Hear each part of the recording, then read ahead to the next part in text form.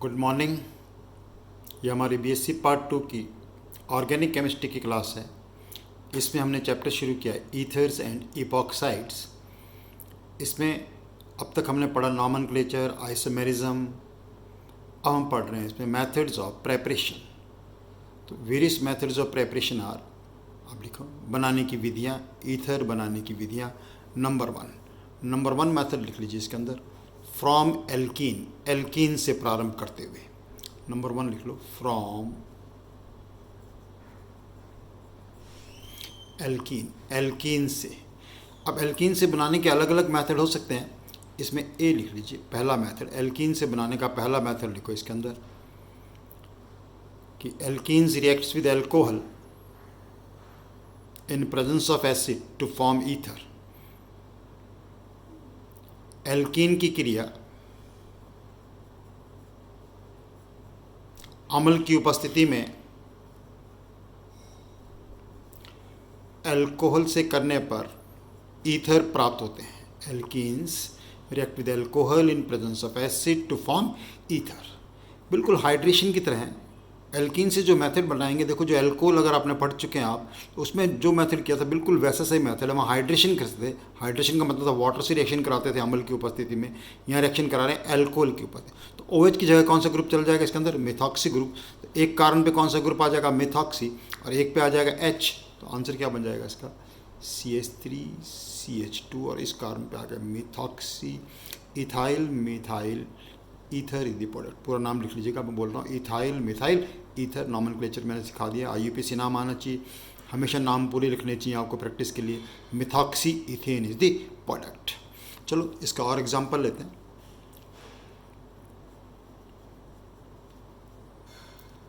आप बताइएगा इस एग्जांपल में और इसमें क्या करना है फ़र्क। अल्कोहल में बता चुका हूँ मैं, ध्यान रखना है। ये रिएक्शन भी बिल्कुल कार्बोकटाइन बनने के माध्यम से पूरी होती है। This reaction is completed through formation of कार्बोकटाइन।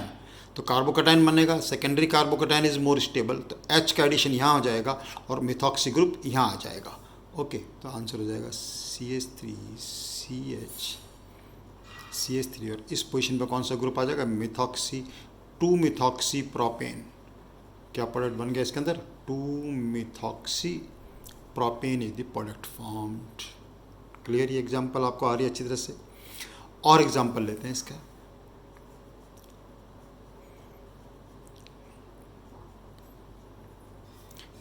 ये जो नेक्स्ट एग्जाम्पल मैंने लिखा आपके लिए, इसका प्रोडक्ट आप अपने आप लिखिए जैसे मैंने बताया था। आप क्या करना है, यहाँ पे H जोड़ना है और यहाँ पे क्या जोड़ना है? मिथॉक्सी। कोई फ़र्क नहीं पड़ेगा। एक और एग्जाम्पल देखिए आप ध्यान से, उस एग्जाम्पल को थोड़ा ध्यान से देखिएगा।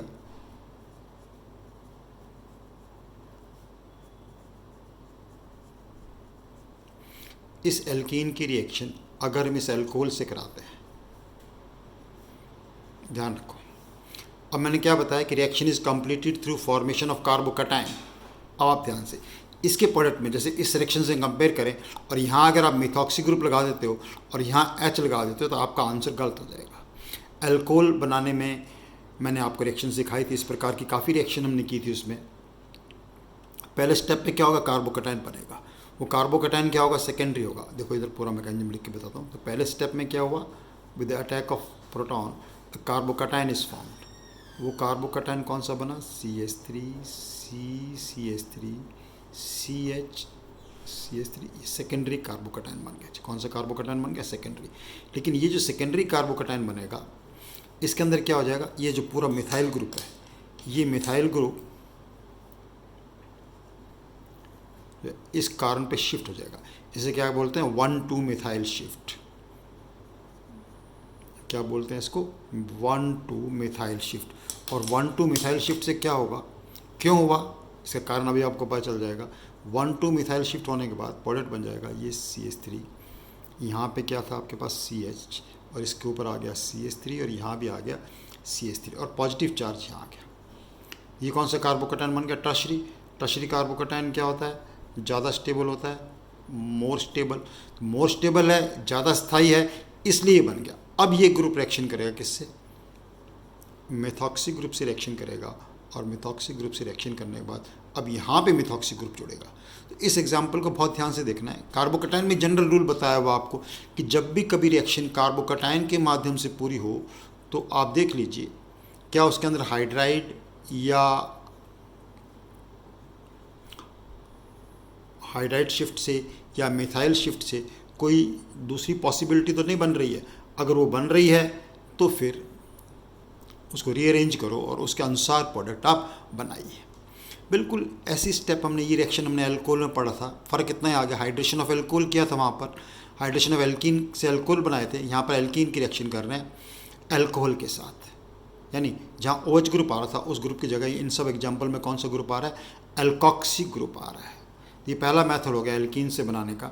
एल्कोहल से एल्कीन की रिएक्शन एसिड की प्रेजेंस में कर कर ईथर बनाए जा सकते हैं। सेकंड मेथड लिखो एल्कीन से बनाने का। एल्कीन से बनाने का ये दूसरा मेथड। ये मेथड ही बिल्कुल एल्कोहल के एनालॉगस है। एल्कोहल में हमें रिएक्शन पड़ी थी एक, आपको ध्यान हो तो, ऑक्सीमर्क्यूरेशन डीमर्क्यूरेशन। हम ऑक्सीमर्क्यूरेशन की जगह यहाँ लिख रहे हैं, देखो पूरा नाम हिंदी में भी यही लिखा जाएगा, एल्कॉक्सीमर्क्यूरेशन। फिर डी का मतलब होता है रिमूवल, डीमर्क्यूरेशन ऑफ एल्कीन।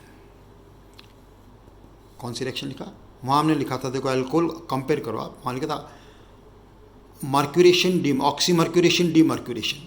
यहाँ ऑक्सीमर्क्यूरेशन की जगह हमने लिख दिया एल्कॉक्सीमर्क्यूरेशन, एल्कॉक्सीमर्क्यूरेशन। अगर आपको एल्कोहल की रिएक्शन आती है तो यहाँ पर बहुत इजीली आ जाएगी। इसके अंदर देखो क्या करेंगे हम, एल्कीन की जो रिएक्शन है वो कराएंगे हम एल्कोहल से इन प्रेजेंस ऑफ मर्क्यूरिक एसीटेट।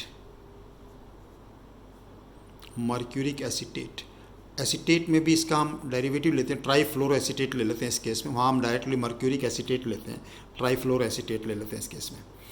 और ये स्टेप जो होगा क्या होगा, एल्कॉक्सीमर्क्यूरेशन। अगर आपको ध्यान है तो हम जब एल्कीन से एल्कोहल बनाते थे तो यहाँ वाटर लेते थे, तो वाटर लेते थे तो क्या होता था उस केस में, यहाँ हम जोड़ते OH, अब यहाँ आ जाएगा OC2H5 और इस पोजीशन पे क्या जुड़ जाएगा, मर्क्री OOCCF3। ये हो गया एल्कॉक्सीमर्क्यूरेशन पहला स्टेप। नेक्स्ट स्टेप में क्या करेंगे, इसकी रिएक्शन कराएंगे, सोडियम एल्कलाइन रिडक्शन हो गया, alkaline sodium borohydride. Alkaline sodium borohydride से क्या करेंगे, इसका अपचयन करेंगे। एल्कलाइन सोडियम बोरोहाइड्राइड से रिडक्शन करेंगे तो ये डीमर्क्यूरेशन, यानी ये वाला मर्करी और ये सब निकल जाएंगे और यहाँ पर क्या आ जाएगा, यहाँ पर OC2H5 और यहाँ आ जाएगा H। तो ये स्टेप होगा CH3CH OC2H5, यहाँ आ गया CH3 plus removal mercury plus trifluoro acetate.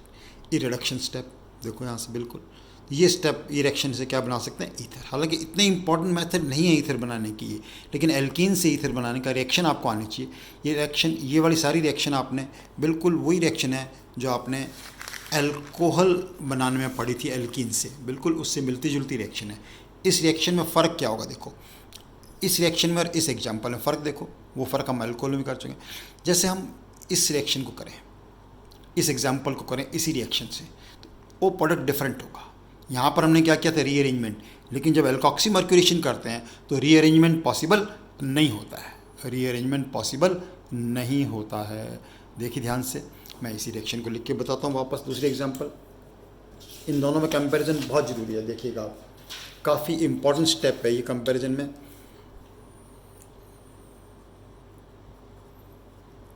CH3 then CH double bond CH2। अब दोनों स्टेप एक साथ लिख रहा हूँ मैं। पहला स्टेप OCCF3 मर्क्यूरिक एसीटेट से रिएक्शन कराया प्लस अल्कोहल लिया। नंबर 2 स्टेप लिया सोडियम बोरोहाइड्राइड एल्कलाइन। अब देखिए, अगर ये स्टेप हम अल्कोहल से रिएक्शन कराते तो माइग्रेशन हो रहा था। इस केस में जो कार्बोकटायन बनेगा उसमें रीअरेंजमेंट पॉसिबल नहीं है।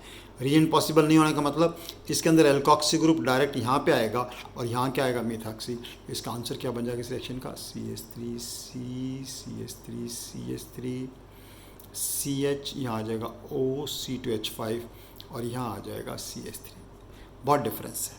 बिल्कुल ऐसी एग्जांपल हमने अल्कोहल में भी किया था। कंपैरिजन हमेशा साथ साथ करते रहना चाहिए, तो रिएक्शन बड़ा कंबाइंड इफेक्ट होता है। ऑर्गेनिक में हमेशा क्या होता है, कंबाइंड इफेक्ट होता है साथ साथ में। इसीलिए बार बार मैंने बताया कि अल्कोहल में हमने ऐसा किया था, यहाँ हम ऐसा कर रहे हैं। ये डिफरेंस ध्यान रहेगा तो रिएक्शन को लर्न करना आपके लिए बड़ा ईजी होता है। Number 2 method from alkyl halide. अब नंबर 2 मेथड लिख लीजिए, एल्काइल हैलाइड से। अब एल्काइल हैलाइड से बना, ये मेजर मेथड है ईथर बनाने का, जो अब मैं लिख रहा हूँ ए मेथड, जैसे मेजर मेथड। जब भी ईथर के बनाने में कुछ क्वेश्चन पूछा जाता है तो इस नाम को अब हमेशा याद रखिए, Williamson ether synthesis, Williamson ether synthesis, Williamson ether संश्लेषण सबसे इम्पॉर्टेंट मेथड, ईथर बनाने के लिए सबसे इम्पॉर्टेंट मेथड है। इसके अंदर हम क्या करते हैं, देखो सुनो ध्यान से पहले आप, कि एल्काइल हैलाइड लिखा है, एल्काइल हैलाइड से बनाना है। एल्काइल हैलाइड की रिएक्शन एल्कोक्साइड से कराते हैं। एल्काइल हैलाइड की रिएक्शन किससे कराते हैं, एल्कोक्साइड से। ओके, एल्कोक्साइड से कराने पर क्या होगा, न्यूक्लियोफिलिक सब्स्टिट्यूशन रिएक्शन होगी, न्यूक्लियोफिलिक सब्स्टिट्यूशन रिएक्शन होगी। तो एक लाइन लिख लीजिए इस रिएक्शन कि इस अभिक्रिया में एल्काइल हैलाइड की अभिक्रिया, एल्काइल हैलाइड की क्रिया सोडियम एल्कोक्साइड से कराते हैं, सोडियम एल्कोक्साइड से कराते हैं। In this reaction, alkyl halide is treated with sodium alkoxide to form ether. यह एक नाभिक प्रतिस्थापन अभिक्रिया है। It is a nucleophilic substitution reaction, NSR बोलते हैं नाभिक, हिंदी में नाभिक प्रतिस्थापन अभिक्रिया है और SN2 मैकेनिज्म से पूरा होती है। ये मार्क करके नोट कर लें, this reaction is completed by SN2 mechanism. तो सबसे पहले जो क्वेश्चन आपको पता होना चाहिए, विलियमसन ईथर रिएक्टेंट क्या होगा इसके, what is the reactant, alkyl halide, लिखा है alkyl halide and sodium alkoxide. Nucleophilic substitution reaction है, नाभिक स्नेही प्रतिस्थापन अभिक्रिया है और SN2 मैकेनिज्म से पूरा होता है। देखिए क्या लिखते हैं, सबसे पहले जनरल में लिखते हैं, सोडियम एल्कोक्साइड लिया। सोडियम एल्कोक्साइड कैसे बनाते हैं आप बता सकते हैं, how we prepare sodium alkoxide. Reaction पढ़े आपने अल्कोहल में कि अल्कोहल की रिएक्शन सोडियम मेटल से करेंगे तो सोडियम एल्कोक्साइड बन जाएंगे। इसके अंदर देखिए, ये एल्कोक्साइड नेगेटिव पार्ट, ये पॉजिटिव पार्ट, ये एल्काइल हैलाइड का, ये इसके ऊपर पार्शियल नेगेटिव चार्ज रहेगा और इसके ऊपर क्या रहेगा, पार्शियल पॉजिटिव चार्ज। ये जो न्यूक्लियोफाइल है, SN2 मैकेनिज्म आपने अच्छी तरह पढ़ा है एल्काइल हैलाइड के चैप्टर में। तो ये न्यूक्लियोफाइल जो है इसको अटैक करेगा और ये leaving group will move out, leaving group will move out. तो प्रोडक्ट क्या बन जाएगा इसमें, देखो न्यूक्लियोफाइल ने अटैक किया, न्यूक्लियोफाइल क्या था, एक स्टेप में पूरा होगा, ROR plus NaX, ether is the formed, ether is the compound formed. अब इसमें कुछ एग्जांपल लिखता हूँ और फिर आपको बताऊंगा, बहुत सारी बातें बताएंगे इस रिएक्शन में। पहले जनरल देखिए क्या होता है, न्यूक्लियोफिलिक सब्स्टिट्यूशन क्यों हुआ, इसने एज ए न्यूक्लियोफाइल अटैक किया। देखो सोडियम एल्कोक्साइड से हमें क्या मिला, न्यूक्लियोफाइल। न्यूक्लियोफाइल क्या था, alkoxide ion, alkoxide ion nucleophile था, इसने इसके ऊपर अटैक किया, अटैक किया तो प्रोडक्ट क्या बन गया, ईथर एंड एल्काइल हैलाइड। अब कुछ जनरल एग्जांपल लिखते हैं, पहले नॉर्मल एग्जांपल लिखता हूँ मैं इसके। For example sodium ethoxide plus ethyl bromide, पता चल रहा है आपको, ethyl di ethyl ether product बन जाएगा इसके अंदर, C2H5O C2H5 प्लस NaBr। ये NaBr तो लिखने की कोई जरूरत भी नहीं है अपने को इसके अंदर, मान लो आपने ले लिया। नेक्स्ट एग्जांपल लेते हैं, sodium tertiary butoxide methyl bromide से रिएक्शन कराएंगे, किससे रिएक्शन कराएंगे, मिथाइल अगेन। अब दिस टर्शरी ब्यूटॉक्साइड क्या है हमारे पास, न्यूक्लियोफाइल है, बल्कि न्यूक्लियोफाइल है, टर्शरी ब्यूटॉक्साइड और दिस ये ईथर प्रोडक्ट बन गया। मान लो हम एरोमेटिक भी ले सकते हैं, से हमने लिया सोडियम फेनॉक्साइड और सोडियम फेनॉक्साइड की रिएक्शन मिथाइल ब्रोमाइड से कराया तो प्रोडक्ट बन जाएगा एरोमेटिक ईथर। नाम आपको आना चाहिए, कल मैंने इसका नाम बताया था, बता सकते हैं what is the name of this compound, methoxybenzene आपको लिखना आ जाएगा।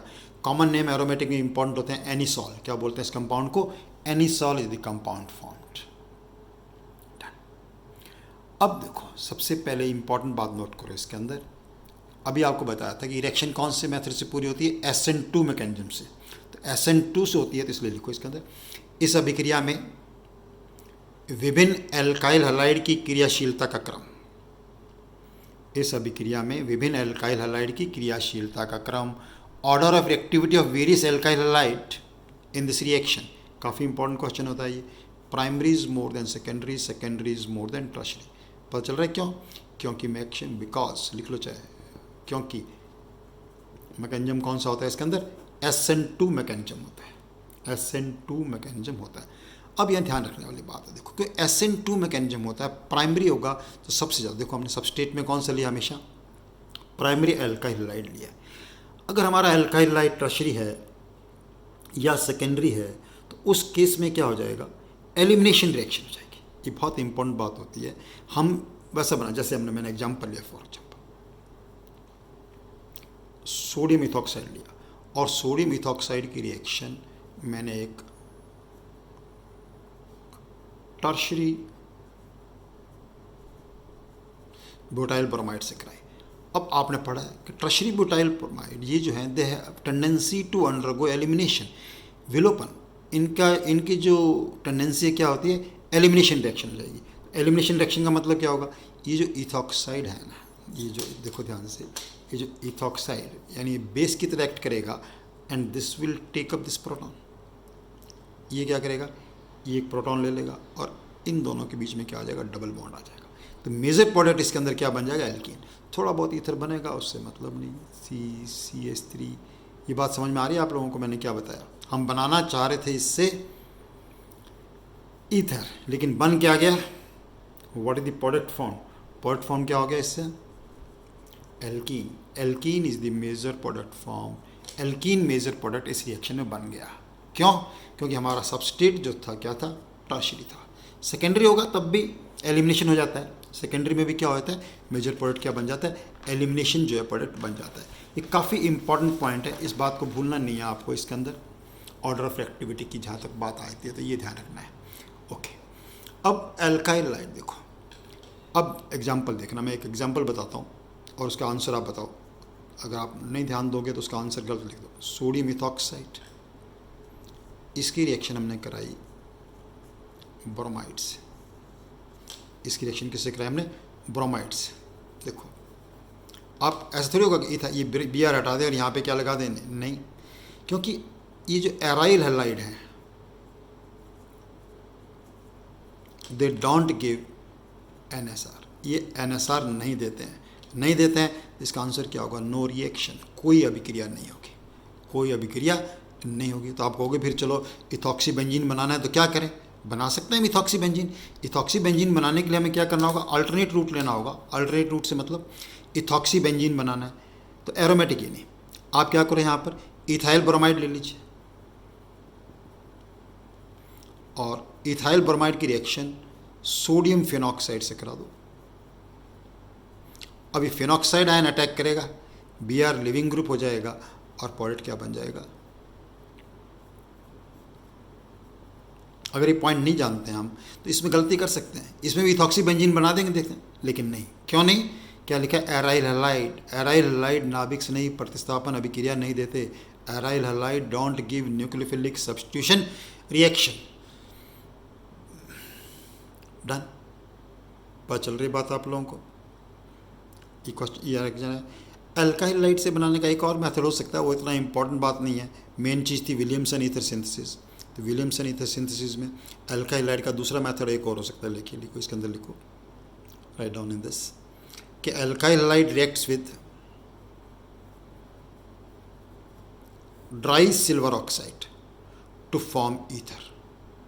Alkyl halide react with dry silver oxide to form ether. Alkyl halide की रिएक्शन